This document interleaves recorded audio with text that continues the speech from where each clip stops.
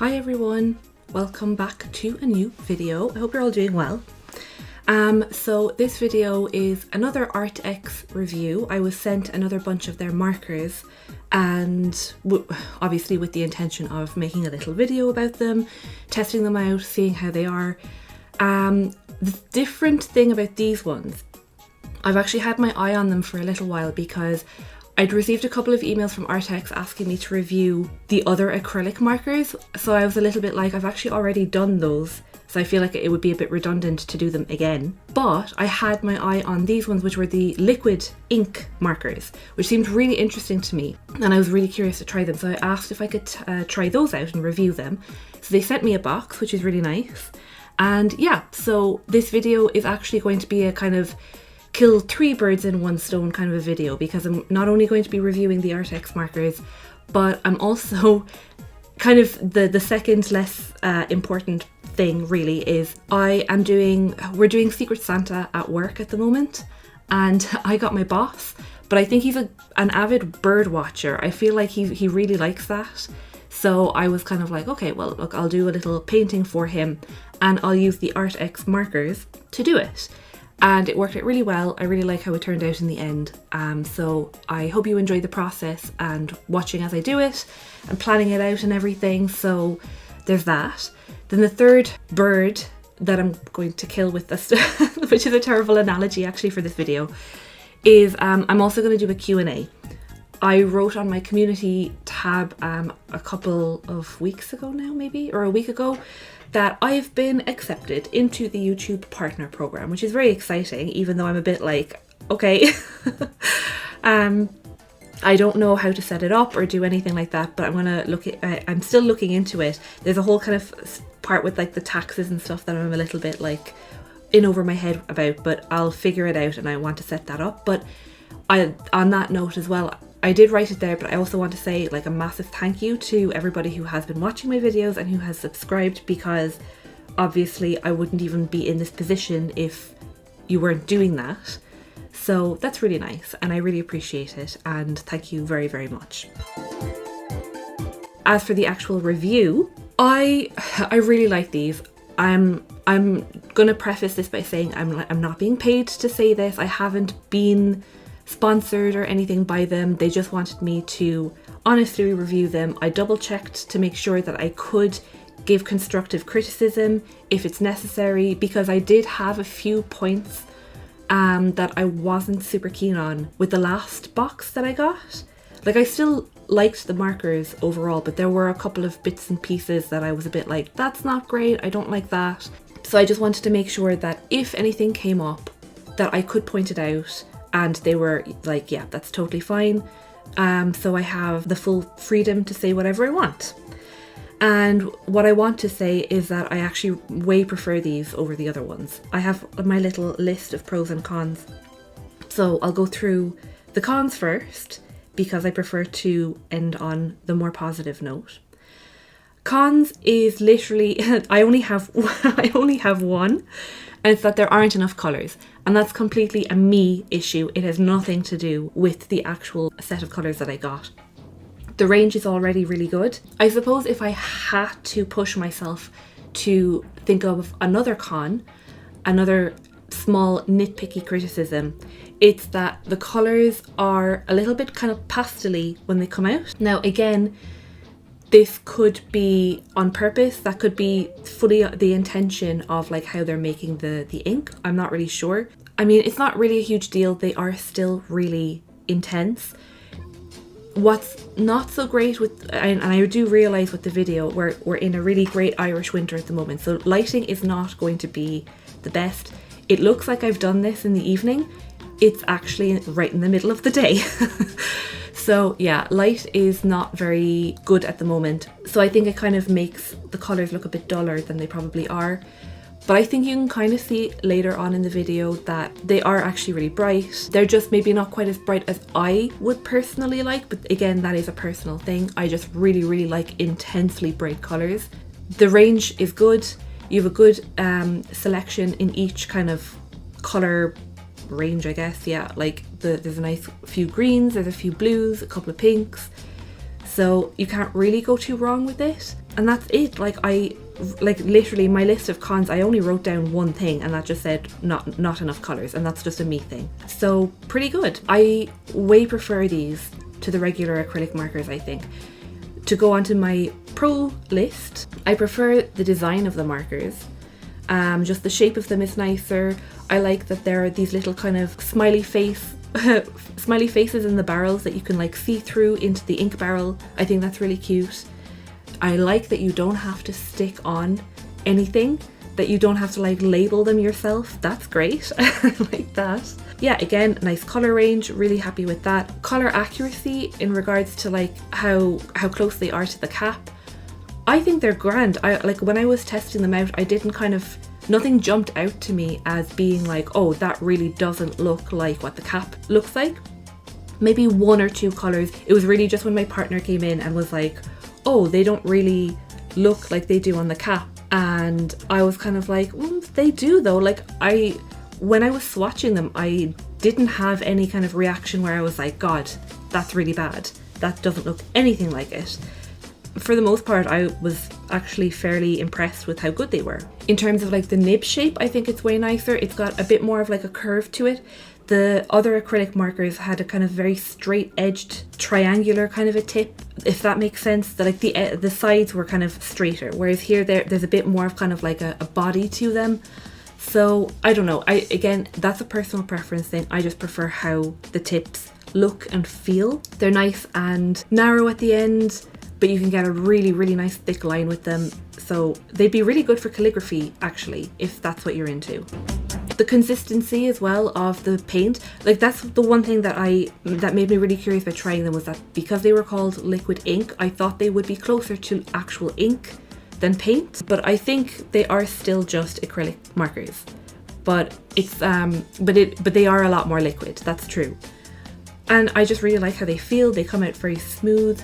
The consistency is really even. They're really juicy. There wasn't a single dry one in the set that I was sent. So yeah, overall, I'm actually really impressed with them, and I am definitely, like, even with the other pack that I got, I still do use them.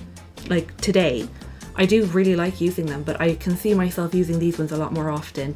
And I'm actually not sure if they sell these ones individually. I know now they sell the other Arrtx acrylic markers individually. The liquid ink ones I'm not so sure about, but definitely I can see myself getting another pack of these when these ones kind of run out or whatever. So yeah, I would recommend. Now on to the next part of the video, which is the Q&A. I asked if people had any questions for me, and I got a good few. And thank you for those of you who asked questions, because that was really good. So I'll just go through them now. Okay, so the first question is, how many hours a month do you think you average drawing? Which I was thinking about for ages, because I actually have no idea. This is a really hard question to answer, because I was like, oh, you know, I probably try to draw a couple of hours every day. So let's say if I draw 2 or 3, maybe 4 hours a day. And I don't draw every day, so let's say I do like a 5-day week or something. You know, maximum 4 hours a day. By 5 days, it's 20 hours a week, which is very little, which is about roughly 80 hours a month, which sounds ridiculously little. And in my mind, I'm kind of like, that doesn't quite sound right, but that's, I guess, maybe, I'm not really sure. Things have kind of got a lot less as well. I haven't been drawing as much. I mean, without going into too much detail, I've been having a lot of issues over the last couple of years with like my monthly visitor, and it's been getting worse, and I've been getting like in a lot of pain over it. So easily now, about a month now, I have no energy to do anything at all. I don't want to draw. I don't want to do anything. So that's cut down on a lot of my general art time, which is a shame. It's quite sad, and I do hope that it gets sorted really quickly. But yeah, so it's kind of a hard question to answer at the moment, because my motivation levels fluctuate so much from not only month to month, but like week to week. I don't want to say like 80 or 100 hours, because that sounds really little per month, but maybe it is. I can only, I don't know. That's the best answer I can give you. So the second question then is, what was the first artwork that you did which made you want to become an artist? I actually don't know either. All I know is because my mum is also an artist, growing up, I was always around her painting. There was always the smell of like oil paints or acrylics or turpentine or whatever. So I always really, really liked those, and I still really like those smells. And it was more just kind of like the exposure to all of that really got me interested in it. I always drew. I don't really remember a time where I wasn't drawing, and I think that's kind of the same with a lot of artists. Like you just kind of have always done it, and there was never really a point or like a revelationary moment where you're like, wow, okay, that's what I want to do. I just always knew, like my mom always tells me that, oh, from the age of 6 you said that you wanted to become an artist. It's like, obviously I don't remember that, but apparently that's what I did. So if it's true, I guess just from a really, really young age I knew I wanted to do art anyway, so there wasn't any kind of particular thing that I saw that made me want to become an artist.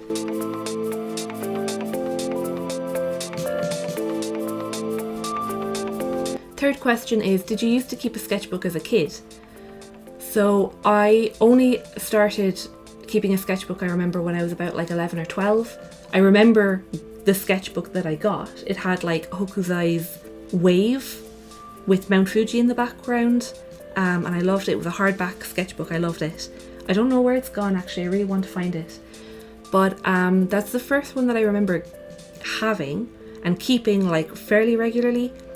Before that, I would only ever use like loose printer paper sheets, and then like I still have my folder of like all of those sheets of paper. I actually did another video where I went through all of them, so that's there if you'd like to watch it. But yeah, so no, I never kept an actual sketchbook as a child. And I don't know why, because it's like, obviously, like I said, my mum is an artist, so I don't know why she never got me a sketchbook. I asked her that, I think, and she was like, oh, I just didn't think of it. But yeah, so no, I just used loose sheets. Next question is, do you have any big goals for your art, project-wise or other? So I kind of feel a bit bad about mentioning my comic again, so I'll just briefly mention that. Yes, I still want to do it, and I haven't started it, I know, but it is always in the back of my mind. I do still want to do it. But then kind of like for next year, one of my goals really is to kind of keep up with YouTube. I want to try and make it a little bit more regular. See, I'm in two minds about it, because on the one hand, I'm like, I want to make it more regular and to make a habit out of it, but I also, on the other hand, don't want to put such a focus on it that it almost becomes like another job, because I don't want necessarily to make a career out of YouTube. Like, yes, if I'm able to make a bit of pocket money out of it, that's great. I mean, like, who would ever complain about that? But I don't want it to become like a thing where that's all I do. I want to do my own things as well, and I don't know, does that make sense? I don't want to pretend like I want to make like my channel really, really big and this and that. It's not that I don't appreciate at all that people enjoy my work and follow it. I do, I'm very grateful for that, but I don't know even know if this is really making much sense or if I'm being really contradictory, but I do still want to upload a little bit more regularly and to interact with people a lot more. Yeah, that is a big goal, and I've always kind of had that since I did start posting on YouTube. I just was always a little bit kind of shy about communicating with people, but it is getting a bit easier and I do feel a bit more comfortable with it. So yeah, that would be something I'd like to have as a goal. Next question is, favorite art supplies right now? It probably sounds really like cringy, but actually it's the liquid markers. Like, I am really enjoying using them, and I've used them a couple of times since making this video, and yeah, I actually do really like them. They dry really quickly. That's another good thing about them. So when I'm working on my sketchbook, it's like I am using acrylic, but it dries really fast. I know acrylic dries quickly anyway, but yeah. So yeah, I actually really do like them. And I have my good old, favorite Tombow Fudenosuke pen. It's like a little brush pen, but it has a hard tip. I like drawing in like marker or pen or whatever, because then it just forces me to get over any mistakes I make. And if I do make a mistake, I can just move on or whatever. But yeah, I like using that one a lot. What is your comfort thing to draw? So Um, if you've been around on my channel a lot, you've probably noticed that I draw my original character Rune, who is the girl with like really long red hair. I like to draw her a lot. She's kind of been around. I've had her since I was like really little, so she's definitely a comfort thing to draw. Pokemon is also a really good thing to fall back on because it's such a nostalgic, wholesome, happy kind of thing for me that yeah, I like drawing Pokemon. I especially like drawing like the old sprites. That's really fun. And pretty girls in general. Anything that's very like flowy and dreamy, I really like drawing. Is your family also creative? On my mum's side, a lot more. My mum, like I said, she's an artist. My sister was never really that arty until about like 2.5 years ago. She really got into illustration all of a sudden, which is great because now we can actually like share art interests and things. And you know, if either of us gets like new art supplies, we like can share it with the other one. So that's really nice. My grandparents on my mother's side were both kind of arty to an extent as well. Like my grandfather, he did paint, he would do landscapes, and my grandmother would paint on porcelain. On my dad's side, there are a couple of artists, alright, there's some ceramicists and not as many, I think. But no, I think we are a creative family, I would say, overall.